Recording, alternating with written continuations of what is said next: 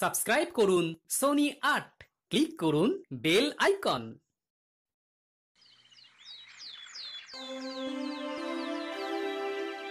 আমি আর এভাবে কাজ করতে পারছি না মহারাজ। আমার এ রাজ্যের মন্ত্রী হিসেবে খুব অপমানিত বোধ হচ্ছে। বেশি চুরি চামারি করলে অপমানিত বোধ হয় স্বাভাবিক। কি বললে? হ্যাঁ, আমি চোর? ও সব বাদ দাও তো, আগে বলো তোমার কি সত্যি বোধোদয় হয়েছে? বোধোদয় হলেই ভালো, কারণ চুরি যাওয়া মোহরের পরিমাণ তো ওদিকে আকাশ ছুঁই ছুঁই। এসব কি বলছেন মহারাজ?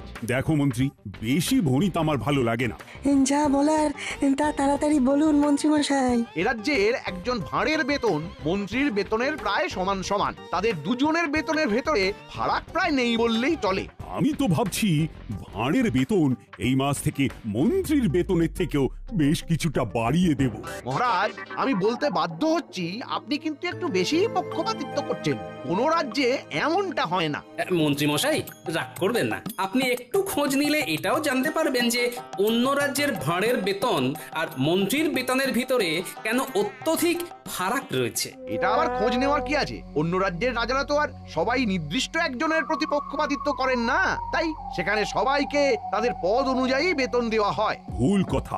আসল সত্যিটা হলো আমার রাজ্যে মন্ত্রীর থেকেও একজন ভাঁড় বেশি কাজ করে, আর অন্য রাজ্যে তো আর সেটা হয় না। বরং আমাদের মহারাজকে এদিক থেকে ভালো বলতে হবে, কারণ উনি কাজের ভিত্তিতে বেতন দেন না। কি সর্বনাশ! যদি মহারাজ কাজের ভিত্তিতে বেতন দিতেন তাহলে মন্ত্রীমশাই ঘরে একদম শূন্য বেতনে যেতেন। মহারাজ, আপনিও হাসছেন? কোথায় আমার অসুবিধাটা একটু বোঝার চেষ্টা করবেন। দেখুন মন্ত্রী মশাই, আপনি না। থামো গোপাল, থামো। তোমার ওই মাথা ভর্তি টাক আর হাতির মতো। মন্ত্রী, তোমার এতবার বেড়েছে, নিজে একজন সভাসদ হয়ে আরেক সভাসদের চেহারা নিয়ে ব্যঙ্গ করছো। ছি ছি ছি ছি। না না না না না না, এসব আমি একদম বরদাস্ত করব না। বেরিয়ে যাও, বেরিয়ে যাও আমার সভা থেকে। যাও যাও। মহারাজ, মহারাজ, আমার কথাটা একবার শুনুন মহারাজ। না না, আমার আর কিচ্ছু শোনার নেই মন্ত্রী। তোমার মন কুমানসিকতায় ভরে গেছে। তোমার শুদ্ধাচারের প্রয়োজন। তুমি যদি নিজেকে এই ধরনের মনোবৃত্তি থেকে শুধরে নিতে পারো, তাহলেই আবার এই রাজসভায় ফিরো, না হলে নয়। আমায় মাফ করে দিন মহারাজ, এমনটা আর হবে না। ওই যে বললাম, নিজেকে পাল্টাতে পারলে ফিরে এসো। তুমি এক কাজ করো, তীর্থে যাও, মনকে শুদ্ধ করো, তারপর ফিরো। আর হ্যাঁ, অশুদ্ধ মন নিয়ে শুদ্ধতার ভান করে এই রাজ্যে প্রবেশের পর যদি কোনো বাজে কাজে ধরা পড়ো, তাহলে মনে রেখো, তখন এই রাজ্য থেকে সোজা বার করে দেব। যাও যাও, এক্ষুনি বেরিয়ে যাও।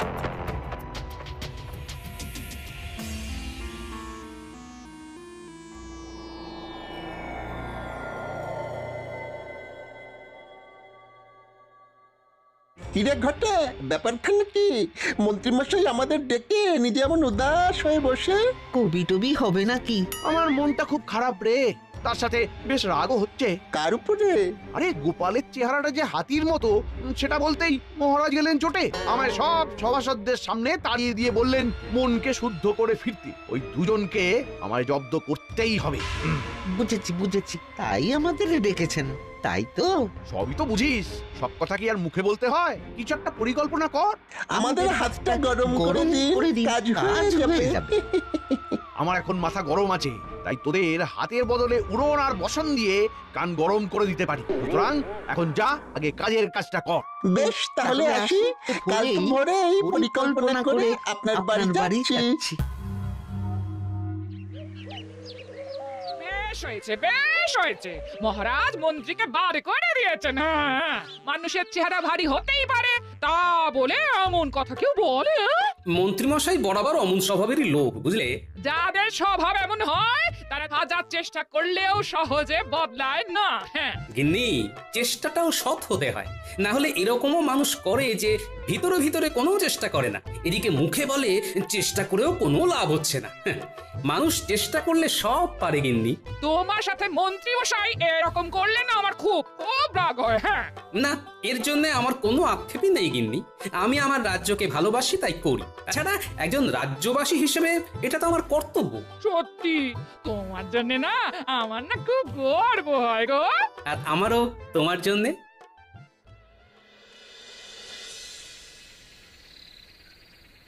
মন্ত্রীমশাই, ও মন্ত্রীমশাই, ওই ওই ওই ওই ওই ওরা এসেছে, ওরা এসেছে। আয় আয় আয়। কিরে বটা, তোর হাতে এটা কি?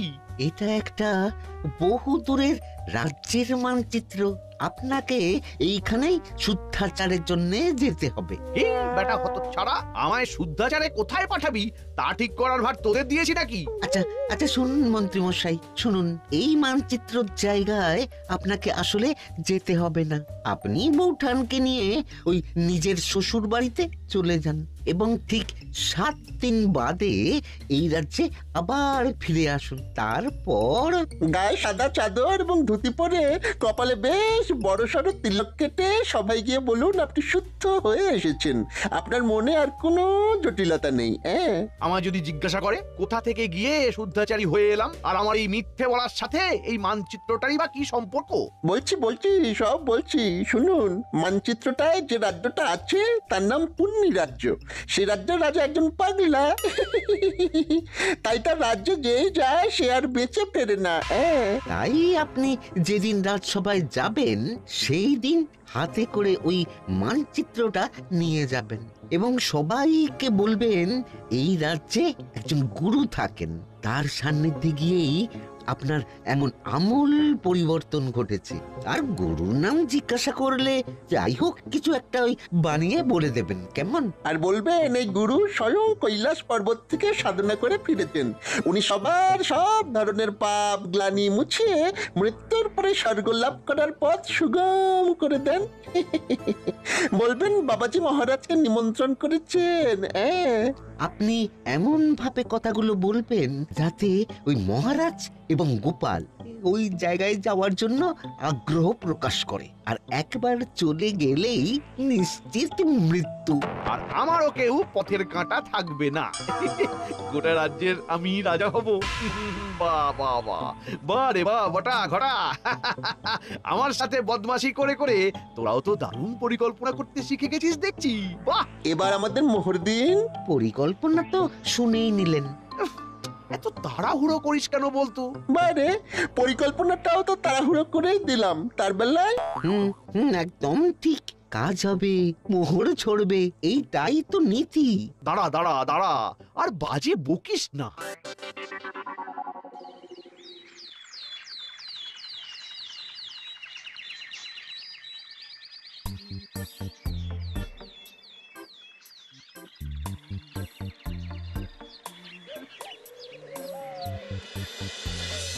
কি বলছো গোপাল? মন্ত্রী সত্যি সত্যি মন পরিশুদ্ধ করতে তীর্থে গেছে? আগে হ্যাঁ মহারাজ, নিজের চোখে দেখে এলাম। বাড়িতে তালা ঝুলছে, আর পাড়া প্রতিবেশীদেরও নাকি বলে গেছে যে সে নিজেকে পরিশুদ্ধ করতে স্ত্রীকে নিয়ে দিন সাতেকের জন্য তীর্থে যাচ্ছে।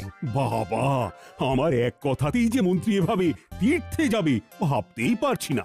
যাকে এখন মন্ত্রীর সুমতি হলেই হলো, কি বলেন? যা বলেছো। আচ্ছা মহারাজ, আমি তাহলে আজ আসি। হ্যাঁ, বেশ বেশ বেশ। ও গোপাল, একটা কথা ছিল। বলুন মহারাজ। বলছি যে যতদিন না মন্ত্রী ফিরছে তুমি কি আমার রাজ্যের নতুন মন্ত্রী হবে? ও বাবা, ক্ষমা করুন মহারাজ, আমি এই রাজ্যের ভাঁড় হিসেবেই ঠিক আছি। ওইসব ভারী ভারী পদে আমায় বসাবেন না মহারাজ। আমি জানতাম তুমি ঠিক এই উত্তরটাই দেবে। বেশ গোপাল, ঠিক আছে, তুমি এখন আসতে পারো।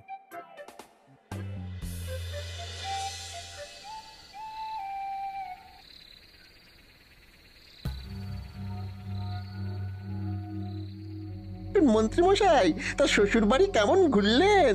শ্বশুর বাড়ি গিয়ে কেমন শুদ্ধাচার করলেন বলুন? বাজে বকিস না, বাজে বকিস না। এই নিশুতি রাত্রে তোদের কথা মতো ছুটে ছুটে এলাম। এদিকটার কেমন পরিস্থিতি সেটা আগে বল শুনি। মহারাজ গোপালকে রাজ্যের নতুন মন্ত্রী করতে চেয়েছিলেন, কিন্তু গোপাল রাজি হয়নি। এই গোপালটা মহা বদমাশ।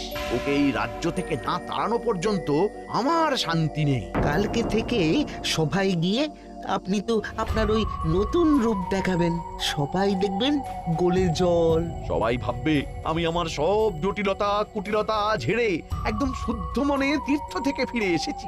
হ্যাঁ মন্ত্রী মশাই, এদিকে আপনার জন্য একেবারে সাদা বস্ত্র প্রস্তুত করে রেখেছি। সকাল হলে সেই বস্ত্র পরে কপালে তিলক কেটে সবাই যাবেন, কেমন তো? এবং বলবেন হরে হরে হরে হরে। এই নিমিত্ত মাত্রকে মাগো ক্ষমা করে দিও। আর মনে করে মানচিত্রটা কিন্তু নিয়ে যাবেন। মনে রাখবেন, ওইটাই কিন্তু মহারাজ এবং গোপালকে চিরতরে বিদায় দেওয়ার জন্যে মূল অস্ত্র। আচ্ছা আচ্ছা আচ্ছা, বুঝেছি বুঝেছি। আমি এখনো অতটাও বুড়ো হইনি যে মানচিত্রের ব্যাপারটা বেমালুম ভুলে যাব।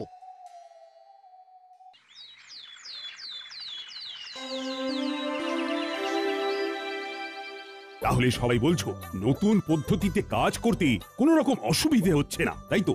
না মহারাজ। বেশ, শুনেও ভালো লাগছে। তোমরা এভাবেই সবাই একে অপরের পাশে থেকে মন দিয়ে কাজ করে যাও। হ্যাঁ মহারাজ।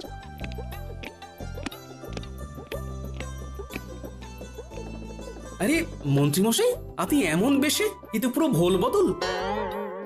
হ্যাঁ মন্ত্রী, তুমি?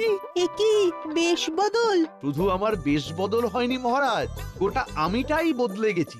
আমার এখন পৃথিবীর সব মোহমায়াই বড্ড মেকি মনে হচ্ছে।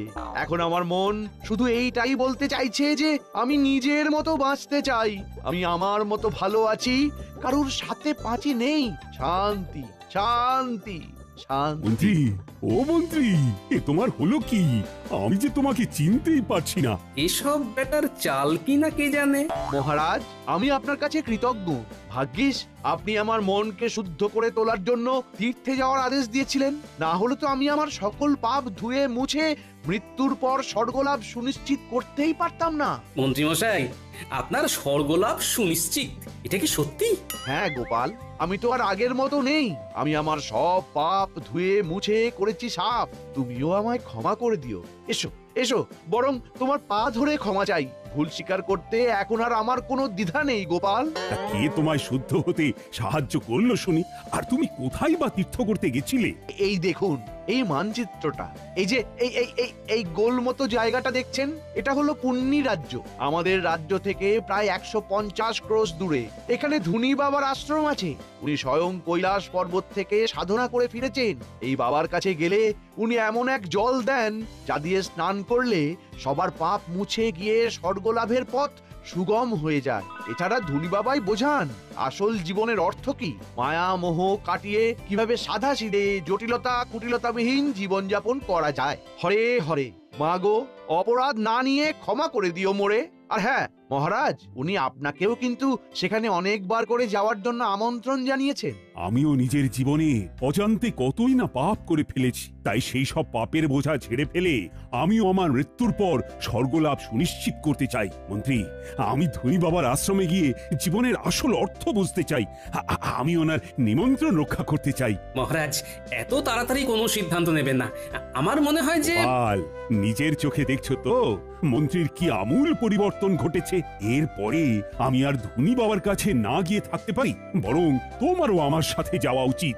আজ্ঞে মহারাজ, আমি? আচ্ছা বেশ, আমিও যাব। আমরাও যাব মহারাজ।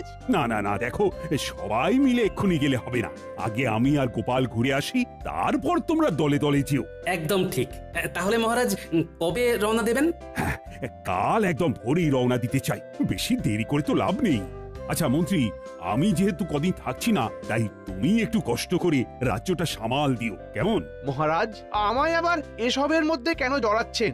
রাজ্যপাঠ আমি যে দিয়েছি ছেড়ে। এই কটা দিন একটু সামলে দাও মন্ত্রী, আমি কিছু শুনতে চাই না।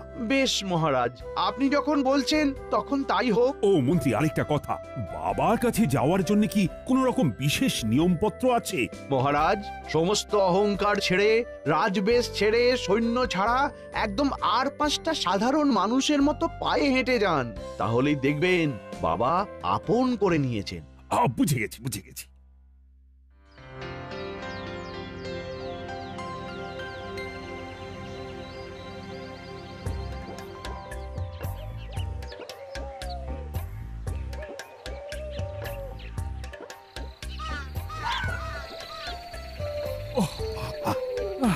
বাবা গো, মা গো, আর কতটা পথ গোপাল। হ্যাঁ, হাঁটতে হাঁটতে পা ফুলে গেল তো। মহারাজ, বুঝতেই পারছি আপনার খুব কষ্ট হচ্ছে, কিন্তু আরেকটু কষ্ট করে ওই বট গাছটা পর্যন্ত চলুন। তাহলে আপনি পুণ্যি রাজ্যে প্রবেশ করে ফেলবেন। ওই বট গাছটা থেকে শুরু হচ্ছে পুণ্যি রাজ্য। গোপাল, ও ও গোপাল, আজ রাত্রিটা থাকবো কোথায় বলো তো? ওই বট গাছের নিচেই কি কাটাতে হবে? হ্যাঁ মহারাজ, আপাতত তাই তো মনে হচ্ছে, কারণ ত্রিসীমানায় তো কোনো বাড়ি দেখছি না। আর মানচিত্র অনুযায়ী আমরা পুণ্যি রাজ্যে প্রবেশ করলেও বাবার আশ্রম আরো খানিকটা দূরে রয়েছে মহারাজ, যেখানে আপনি কাল সকালের আগে যেতে পারবেন না। বেশ, তাহলে গাছের নিচেই রাতটা কাটাই আর কি। পুণ্যি রাজ্যে এসে পুণ্য করতে একটু কষ্ট তো সইতেই হবে। একদম চিন্তা করবেন না মহারাজ, আপনি নিশ্চিন্তে ঘুমন, আমি জেগে আছি।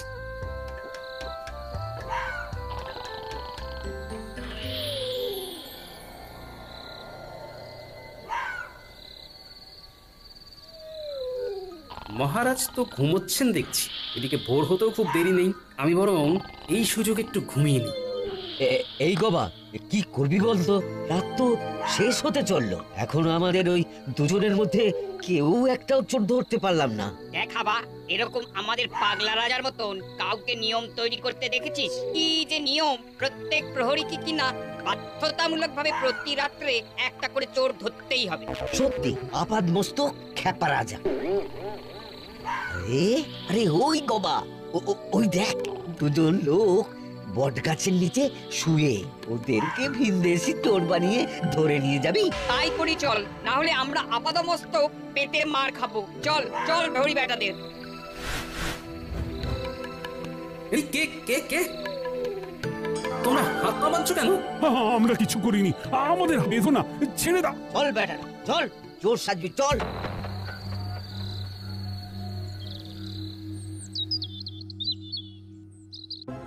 আমাদের তোমরা ছেড়ে দাও, আমরা চোর নই। আরে জানি জানি, সে তখন থেকে এক কথা বলে কানটা ছাড়া পাড়া করে দিল। আহা, জানোই যখন চোর নই তখন ধরে রেখেছো কেন? এই আড্ডা আপনাকে নিয়ে তো ভীষণ মুশকিল হলো, ঠিকঠাক করে কথাও বোঝে না। এই, আমার সাথে ঠিক করে কথা বলো।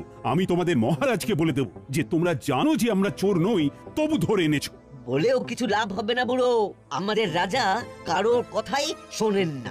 একবার গারদে ভরে দিলে তার একটাই শাস্তি হয়, আর তা হলো ইদারায় ছুঁড়ে ফেলে দেওয়া, বুঝলে? কি সর্বনাশ, এ কি নির্মম শাস্তি! এই শিগগিরই শিগগিরই আমাদের বের করো। তোমরা জানো না আমি কে? আমি হলাম... মহারাজ থামুন থামুন, এক্ষুনি পরিচয় দেবেন না। গোপাল, কি বলছো? এক্ষুনি না পরিচয় দিলে মেরে ফেলবে আমাদের। ভয় পাবেন না, আমি আছি। ইতিমধ্যেই ফন্দি এঁটে ফেলেছি, সময় মতো সব বলে দেবো।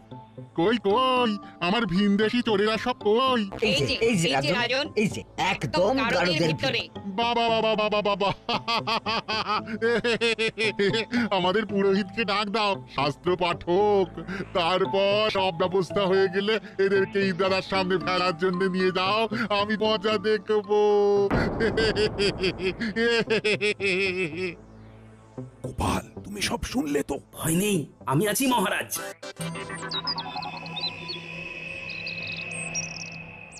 তাহলে সব প্রস্তুত তো? এই এই তুমি তুমি ওদিকে ওনার কাছে যাচ্ছ কেন? আমাকে ঠাকুরের নাম শোনাতে, মরতে যাচ্ছি তো তাই। মহারাজ, আপনি এবারে আমার সাথে মারপিট শুরু করবেন। ওরা যদি জানতে চায় কেন মারপিট করছি, তাহলে বলবেন আমরা পেশায় জ্যোতিষী। আমরা গণনা করে দেখেছি যে আজ দুজনের ভেতরে যেজন আগে ইদারায় ঝাঁপ দিয়ে মরবে সেই স্বর্গবাসী হবে এবং পুণ্য লাভ করবে। বেশ বেশ, মুক্ত করে দাও দুজনকে, মুক্ত করে দাও। আমি আগে ইদারায় ঝাঁপ দেবো। না, আমি। তবে রে বেটা, দেখ কেমন মারি তোকে। আয় আয়, আমিও মজা দেখাচ্ছি। কি তোমরা থামো, তোমরা থামো, তোমরা থামো, তোমরা কারা তুমি? এভাবে মারপিট করছো কেন? আমরা জ্যোতিষী, গণনায় দেখেছি যে আজকে ইদারায় ঝাঁপ দিয়ে আগে যে মরবে সে পুণ্য লাভ করবে এবং স্বর্গবাসী হবে। কি তোমরা চোর নও? আজকে যে ঝাঁপ দেবে সে স্বর্গবাসী হবে, পুণ্য লাভ করবে। হ্যাঁ, তাহলে তোমরা আর কষ্ট করে ঝাঁপাবে কেন? আমি ঝাঁপ দিচ্ছি, আমার পুণ্য লাভ হবে, স্বর্গবাস হবে। দুটোরই প্রয়োজন আছে। এই 1 2 3। রাজন, উফ, কি বাঁচান বাঁচলাম বাবা। আমরা এখন কি করব? তোমরা শিগগির আগে ওনাকে তোলার ব্যবস্থা করো। আসলে আজকে এরকম কিছু ঘটবেই না। আর আমরা কেউ জ্যোতিষীও নই। উনি হলেন কৃষ্ণনগরের মহারাজ রাজা কৃষ্ণচন্দ্র, আর আমি হলাম গোপাল ভাঁড়। আমরা এখানে ধনী বাবার আশ্রমে যাব বলে এসেছিলাম। কি ধনী বাবার আশ্রম? কিন্তু এখানে তো এইরকম কোন আশ্রম নেই। ঠিক বলছো? হ্যাঁ ও ঠিকই বলেছে। বেশ বুঝে গেছি আসল ব্যাপারখানা কি। আমরা চললাম, তোমরা ওনাকে বাঁচাও।